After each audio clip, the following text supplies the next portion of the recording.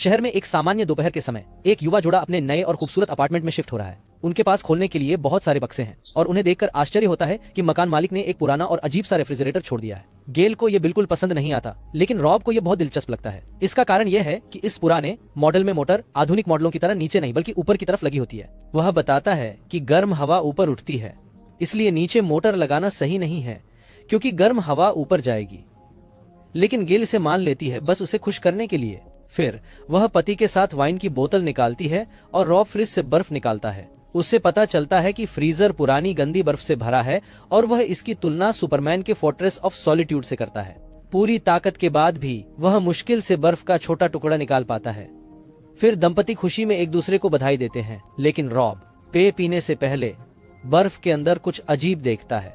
वह उसे उठाकर ध्यान से देखता है और गेल से पूछता है कि क्या उसे कोई भ्रम है। गेल भी पुष्टि करती है कि उसे भी भ्रम हो रहा है। सही होने के लिए वह एक आवर्धक लेंस से देखती है और पुष्टि करती है कि घन में एक लघु विशालकाय जानवर है जिसके शरीर में भाले चुभे हैं। गेल को लगा कि और भी चीजें हो सकती हैं, इसलिए उसने फ्रीजर फिर खोला और मकान मालिक की सारी चीजें तेजी से बाहर निकाली। अंदर देखकर वह दंग रह गई। रॉब भी आया और उसने पुष्टि की कि उनके फ्रिज में एक लुप्त सभ्यता है। बर्फ पर एक मध्ययुगीन शहर था जिसमें छोटे लोग अपना जीवन जी रहे थे, बिना उन दो दैत्यों की ओर ध्यान दिए जो उन्हें देख रहे थे। ये छोटे जीव अविश्वसनीय तेजी से शहर बसाते हैं और प्रगति के लिए मेहनत करते हैं। गेल कहती हैं कि यह समझ से परे है क्योंकि यह मध्ययुगीन शहर है, जबकि उन्हीं मैमथ मध्ययुग से पहले विलुप्त हो गए। रॉब को इतिहास की ज्यादा जानकारी नहीं, इसलिए वह मान लेता है। बाद में रॉब उस छोटे जमे मैमथ को मिट्टी के बर्तन में दफनाने का फैसला करता है। शायद वह इससे दुखी है, इसलिए गेल उसे खुश करने के लिए कहती है कि यह जानवर अच्छी खाद बनेगा। लेकिन रॉब को लगता है कि मजाक का यह सही समय नहीं है। कुछ समय बाद जिज्ञासा उन पर पूरी तरह से हावी हो जाती है और वे दंपति एक बार फिर से फ्रीजर की जांच करने का निर्णय लेते हैं। जो वे देखते हैं उससे वे बहुत अधिक चौंक जाते हैं। उस छोटी सी सभ्यता का तेजी से विकास हुआ है और अब वह औद्योगिक क्रांति के दौर से गुजर रही है। इसमें कारखाने और सड़कें जैसी हर तरह की इमारतें बर्फ पर बन रही हैं। यह सब फ्रीजर को धुएं से भर रहा है। दंपति को गए हुए बस 10 मिनट हुए थे, पर उनके छोटे आदमियों के लिए सदियां बीत गई। गेल समझती है कि फ्रीजर में समय तेजी से गुजरता है। रॉब निराश होता है जब उसे पता चलता है कि वे पुनर्जागरण से चूक गए। रॉब निर्माणाधीन इमारत के पास बैठे दो छोटे आदमियों को देखता है और सोचता है कि क्या वे उन्हें देवता मानते हैं। असल में वे दंपति का मजाक उड़ा रहे होते हैं।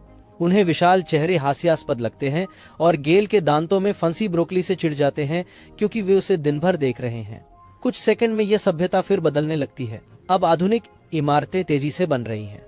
रॉब को उड़ती चीजें दिखती हैं और गेल समझती है कि वे हवाई जहाज हैं। वह नई गगनचुंबी इमारतें भी देखती है और निष्कर्ष निकालती है कि यह सभ्यता वर्तमान में पहुंच गई है। जब रॉब एक स्टारबक्स स्टोर देखता है तो वो सहमत होता है कि ब्रांड हर जगह है। तभी वो कुछ अजीब देखता है और करीब जाकर देखता है। उसी समय शहर के बीच एक मिसाइल गिरती है और फट जाती है, जिससे रॉब की आंखें चकाचौंध हो जाती हैं और वह गिर जाता है। फ्रीजर से चीख सुनाई देती है और गेल उसे शांत करने दौड़ती है, लेकिन रॉब घबराता रहता है कि उनके फ्रीजर में परमाणु बम फट रहे हैं। पर गेल को यकीन नहीं होता क्योंकि रॉब एक बड़े टमाटर जैसा दिखता है और उसे हंसी आ जाती है। वह उसे एक टोस्टर पकड़ा देती है ताकि वह देख सके कि वह कितना अजीब दिखता है। फ्रीजर में परमाणु बम फटते रहते हैं। रॉब देखता है कि हालात बिगड़ रहे हैं, फिर भी वे बस देखते रहते हैं क्योंकि बस्ती हिंसा और धमाकों से घिरती जा रही है। हताश गेल फ्रीजर बंद कर कहती है, लोग यूं ही युद्ध से नहीं उबरते। कुछ मिनटों में रॉब सोचता है क्या करना चाहिए और गेल कहती है पिज्जा मंगवा ले। शाम को दंपति धैर्य से पिज्जा का आनंद लेते हैं। अंततः रॉब का सब्र टूटता है और कहता है फ्रीजर फिर खोले। गेल याद दिलाती है कि सभ्यता के न बच पाने की संभावना को स्वीकारना होगा। फिर भी रॉब फ्रीजर खोलने जाता है। हैरानी की बात है कि यह छोटी सभ्यता एक भविष्यवादी शहर में बदल गई है जो जगमगाती रोशनी और उड़ती कारों से भरा है, जैसे विजार्ड ऑफ ओज का एमराल्ड सिटी। रॉब अचंभित है। ओह, सब कुछ कितना सुंदर और उन्नत है।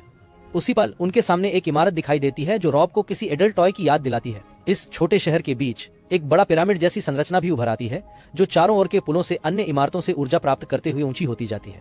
हालांकि अचानक वह संरचना हीरे के आकार के किले में बदल जाती है जो इतनी तेजी से चमकता है कि पूरे शहर को निगल लेता है और फिर फट जाता है। इससे उत्पन्न चमक तारे जैसी दिखती है और प्रकाश की सुंदर किरणें निकलती हैं जो दंपति के रसोईघर में चारों ओर उड़ने लगती हैं, हर कोना रोशन कर देती हैं। रॉब और गेल इस दृश्य को आश्चर्य और मुस्कान के साथ देखते हैं। उनका मानना है कि शायद छोटे कद के लोगों ने समय और अंतरिक्ष में यात्रा का तरीका खोज लिया है। फ्रीजर में रोशनी लौटती है और गोले का आकार लेकर गायब हो जाती है। रॉब और गेल पहले मुस्कुरा रहे थे, अब उदास और भ्रमित है। रॉब सोचता है कि क्या वे छोटे लोग लौटेंगे। गेल कहती है संभावना कम है। शोक में रॉब फ्रिज का प्लग निकाल देता है, छोटे लोगों के चले जाने को स्वीकार करता है। गेल उसे गले लगाती है और फ्रीजर बंद कर देती है, तय करती है कि आज का काम खत्म हो। अगली सुबह रॉब कॉफी बनाता है और गेल के साथ साझा करता है। वे बोलते नहीं हैं, पर स्पष्ट है कि वे फ्रीजर की नन्ही सभ्यता के बारे में सोच रहे हैं। वे हार मानकर उसे फिर खोलने की कोशिश करते हैं। उन्हें हैरानी होती है कि प्लग बंद होने पर भी ठंडी धुंध निकल रही है। बड़ा झटका यह है कि फ्रीजर के अंदर एक नया हिमयुग चल रहा है, जहां आदिम होमोसेपियंस प्राचीन जीवों के विशाल शरीर खा रहे हैं। ऐसा लगता है कि वह छोटी सभ्यता लुप्त नहीं हुई है, बल्कि पुनर्जीवित हुई है और शून्य से शुरू हुई है। उसी समय एक टायरानोसोरस रेक्स दहाड़ता है और आदिम मनुष्यों का पीछा करता है।